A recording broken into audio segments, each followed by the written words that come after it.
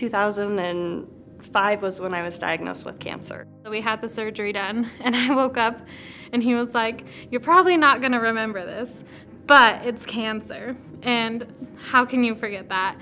You walk in the hospital and you're fine, and you come out with no limbs, and you have a child to take care of, and it's like, where do I start? I felt alone in the world. I honestly did not know anybody. Had never met anybody, had never had anybody come visit me that had an amputation. My story starts the beginning of this year, January 15th.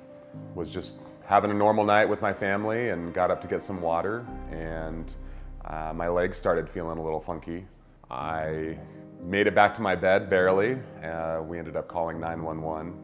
Fast forward to going to the hospital, and a blood clot had passed through the left ventricle of my heart, about the size of a baseball.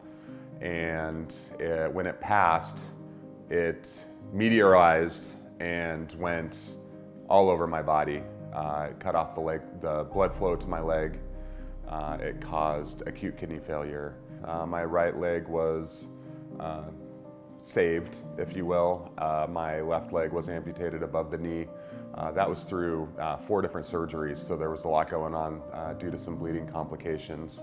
I ended up staying in the hospital for about 7 weeks, rehab for about 3 weeks. It was really hard seeing somebody who has always strived to be a family person and to be the person that cares for and make sure that his family's taken care of, be helpless and be in such a vulnerable state.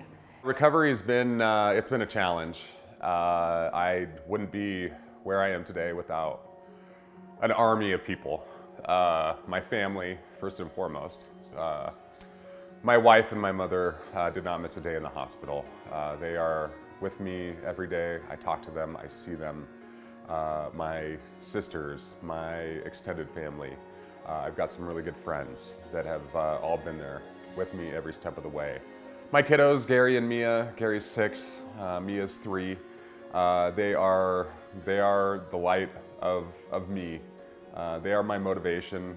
They're pretty darn resilient, and you don't realize how resilient these little guys are until you go through something like this. You know, I still get to be their dad. They don't know any different, and you know, we're progressing forward as a family, even though it might look a little bit differently. Our life now has changed a lot, but I think we have really learned to be flexible and adapt to our new normal. And I guess at this point, I feel like it's not even phrased new normal anymore. To our normal, I mean, to see how much he has progressed with the support that we've had with friends and family. You know, I have ambitions to qualify in the near future for the United States Disabled Open and go compete against the world's top golfers in the disabled category, in the leg amputation category. It's maybe a little bit of a stretch goal, but anything's possible, and I think that I could ultimately get there someday. You should donate to this foundation because they do wonderful things. They help real people. Being able to have, whether it's the financial support that they need during a really hard crisis, or whether it's furthering education, or whether it's being able to do the research that helps advance and promote the options, because the treatments are just so much better than a lot of the other clinics and other places that you can go for it.